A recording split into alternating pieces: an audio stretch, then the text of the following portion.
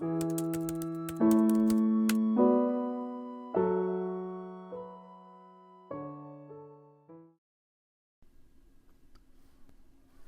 time for another e-learning quick tip. Have you ever wanted to share your rubrics with another colleague without sending them through Canvas? Or maybe you want to be able to build and edit rubrics outside of Canvas. Today, I am going to show you how the Enhanced Rubrics feature allows you to download one or all of your rubrics into a CSV file to edit using Microsoft Excel or any program that will let you open and edit CSV files. Enhanced Rubrics is a feature option that you can turn on and off on the course level. It is turned on by default. To check if the feature is enabled in your course, go to Your Course, then click on Settings. Next, you'll click on the Feature Options tab. Feature options are arranged alphabetically, so Enhanced Rubrics is towards the top of the list. A green check mark indicates that it's enabled.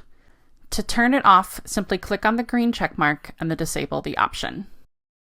There is now a bar at the bottom of your browser window. On the bar, there are two buttons, Cancel and Download Selected Rubrics. The Download Selected Rubrics button cannot be clicked on until you select at least one rubric. On the left, you will see that each rubric now has a checkbox in front of it that can be checked. You can download however many rubrics you want by checking the boxes in front of those rubrics. For example, if I have a colleague who wants to use the same essay assignment and rubrics that I created, I can select all of the rubrics I have for that essay into a single CSV file to send. So for essay number 1, it's the free writing draft, the progress draft, and essay number 1 final draft. Now that I have these three selected, I can click on Download Selected Rubrics to get a CSV file that I can then share with a colleague. The CSV file will always download as Rubrics Export. When you open the CSV file in Excel, you will see columns and rows.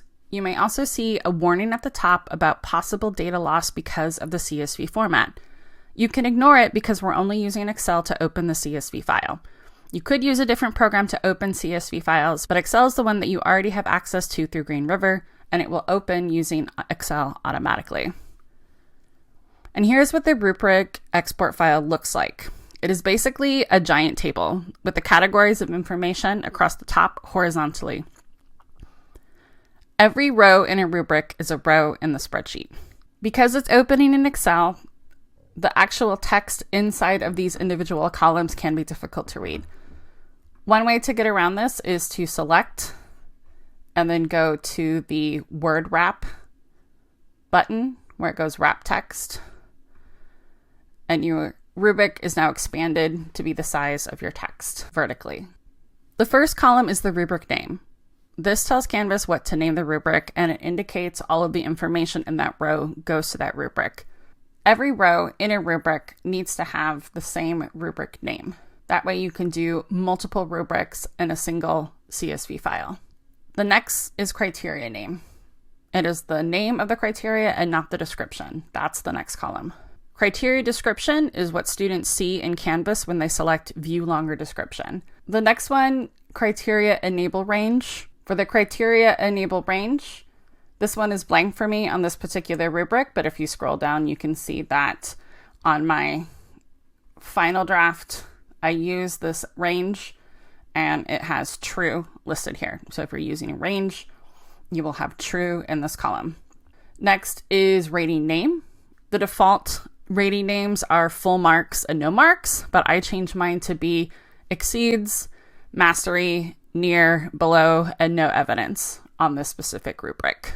The next one is a rating description.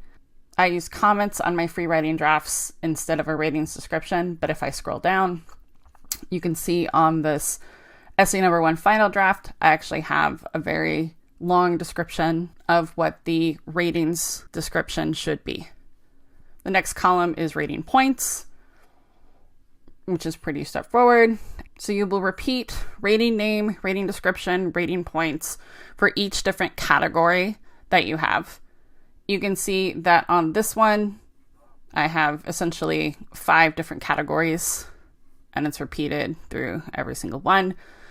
but this one only has 4 categories.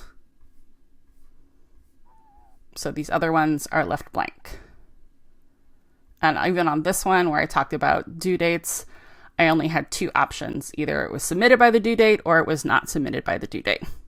So as you can see, by having a different row for each rubric and making sure that the name of each rubric is on each row in the spreadsheet, I can have 3 different rubrics on a single spreadsheet. One of the reasons why this is particularly convenient is if I did want to change my rubric for the free writing draft to match with the final one and only have 4 categories instead of 3. You can see here that it has exceeds mastery, near, below, and no evidence. But on my final draft, it actually has exemplary, proficient, developing, deficient. I could change those in the spreadsheet really easily, copying and pasting the names of the titles for every single row instead of having to manually edit every single one of those. So once I've made all the edits I want, I can save the file and then go back to Canvas to import. When I'm saving it, I can rename it if I want to make it clear that this is for essay number 1. So I'm back in Canvas now on the rubrics page, and now I can use this import rubric button, which is in the top right corner.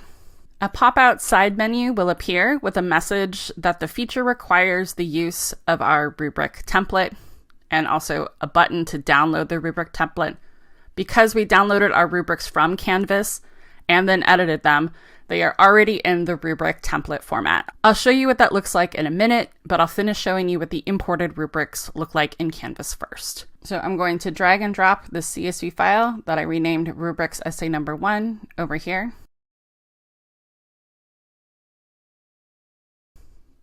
And you can see that the rubric imported has started and it uploads pretty quickly.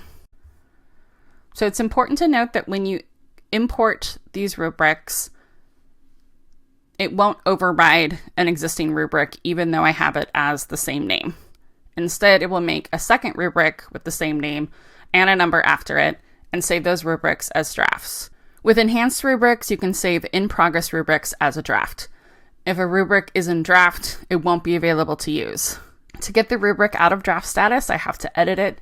So go to the 3-dot menu, click on Edit, and open the draft.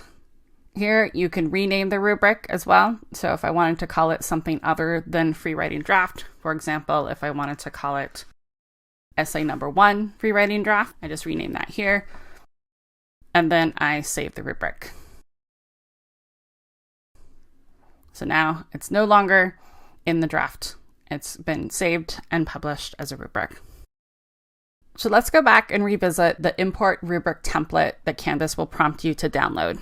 This rubric template is a great option for people who have never worked with rubrics before, but it's also great for you to create individual rubrics instead of modifying old rubrics. I expand these with word wrap in order to see everything.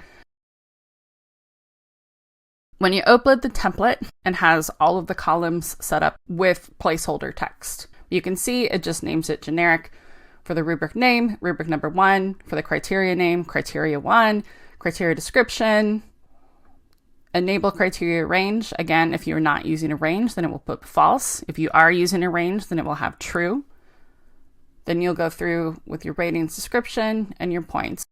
CSV files can be intimidating at first, but if you are someone who likes to work outside of Canvas, this is one way to keep your rubrics organized and updated, edit multiple rubrics from a single file, and easily share rubrics with colleagues. This has been another e-learning quick tip.